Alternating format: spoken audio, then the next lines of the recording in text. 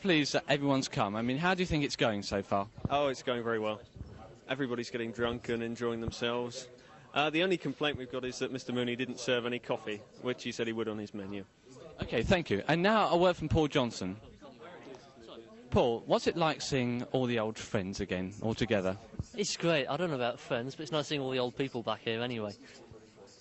Especially some of the people that we've had such happy times with. He doesn't mean it, you know.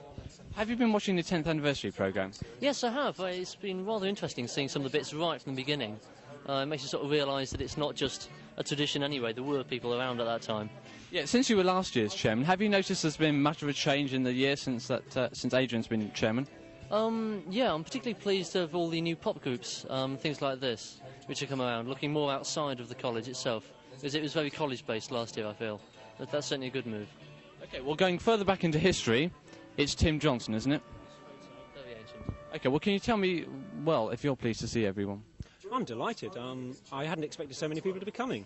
And I'm delighted there's so many people out of my year that's managed to stagger back out of retirement almost and sort of show themselves to the public. What are you doing now? I'm working for Rolls-Royce, making RB211s and crashing planes all over the place and things like that. Do you think being at STOIC helped you at all towards that career? Oh, yes, no end. I mean, I can now pick up the phone and ring up somebody without that quaking fear that sort of you get when you're dialing into the unknown. So it's a tremendous help. OK, thank you. And now it's James Sinclair, is it? Good. I'm doing quite well. It's really back into ancient history. Well, years ago. OK, what did you do when you were chairman? What were the great things that happened then? Crumbs. Can I remember? I think STOIC changed very much from before my time because it became much more college-oriented. We really made use of the rover and that sort of thing. We introduced election broadcasts and that sort of type of item really introduced college interest. That was all some time ago then, of course. Things have changed. When was that in particular? What year? 76. I think 76, 77. That's right, that's when I was chairman. Well, from what you've seen so far, how do you think STOIC has changed, say, STOIC 1980? How is that different from STOIC 1977? Certainly the technical features are much better. Also, the problems changed. In my day, there was a problem that there were enough people, but it was never clear what you'd do with them. Now, I think people have got into the habit of thinking up new ideas. It's really got them much more. And there's certainly many more good ideas around. Now all you need is the people to do them. OK, well, thanks very much. And now, going back to the Middle Ages, I suppose, it's a phenomenon of Mark Caldwell. Well, Middle Ages, I hope not. I can only repeat, I won't call it a joke, but a witticism, which I now work for a programme called Points of View with Barry Took on BBC Television. He recently, yes, plug. You're all going to watch that, aren't you? I hope so. It goes out on Friday nights. From the week after next, will be viewable all over the country. And he'd recently been to Imperial College to take part in news quiz. And the following week, his only quote was, "If you've only eaten at the BBC and Imperial College, you would never know what good food tastes like." Well, yeah, apart from the food, have you enjoyed watching the 10th anniversary programme tonight? Well, enjoyed would probably not be quite the right word. You know, it's a little surprising to see yourself 3 years back. It's not it's not an experience I would wish on everybody. I see. What, you're disappointed, do you think? No, it's got nothing to do with disappointment, just the one changes. And to see yourself, 3 years back suddenly is something of a surprise. And I'm sure that would be the case in any instance. Yeah. What do you think were the major things that were achieved during your reign as chairman, for 2 years, I should add? Well, reign, no, not reign. I think, we demonstrated that students can make television programmes, and from what I gathered here this evening, that certainly has continued and will continue for a long time. Thank you. I think we're all flattered, actually. I'm the shortest chairman. Actually, I don't even know your name. No, I didn't think you would, actually. I think my memory has been totally expurged from all the tapes. You've just talked to Mark, who was the longest chairman ever. I was the shortest, about 3 months, in fact. My name is Alan Gibson. I am, in fact, on one or two of the archives, I have been told.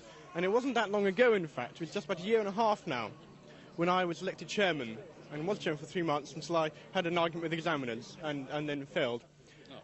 And so one of the things that Stoic has taught me, other than the fact that people do change over 3 years, Mark's growing a moustache, and I think that is one of the major differences that he will find. Stoic has taught me that you can be a failure and be a success at the same time. Well, in your short period as chairman, what did you find were the biggest problems for Stoic at that time?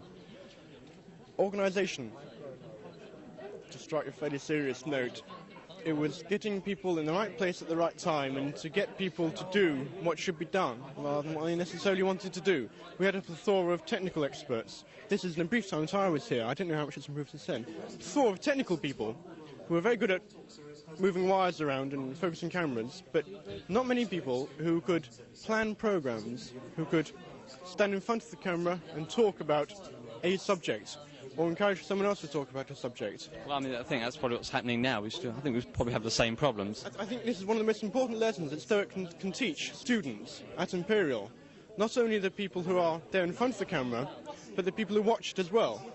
That it is quite possible for a very inexperienced talker to stand up in front of a camera and spout on about anything he likes without becoming over-nervous, and that'll help him later, I think.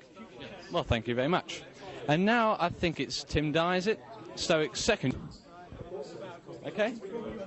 Okay, Tim Dye, you were Stoic's second chairman, and what did you do during your reign as chairman? Well, we felt we were really starting the thing. We had a great struggle at the beginning. Our main problem was actually getting people to watch it. And we puzzled for nights and nights trying to think, how can we get them to watch the stuff? Because we'd put a monitor up with a little 3-watt speaker. No one would look at it. Where was that? That was in JCR, was it? That was in the JCR. That's the first outlet we ever had. And eventually we discovered that for the enormous sum of about £1, I think it was, we could hire a Tom and Jerry film, which was the secret of our success.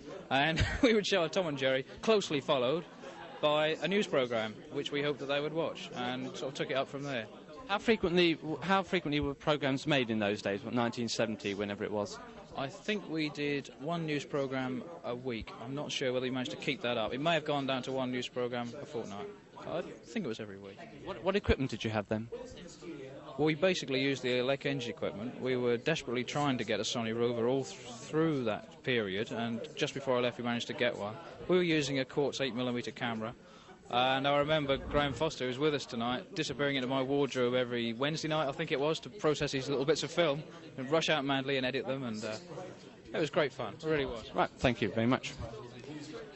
Right, now Watson.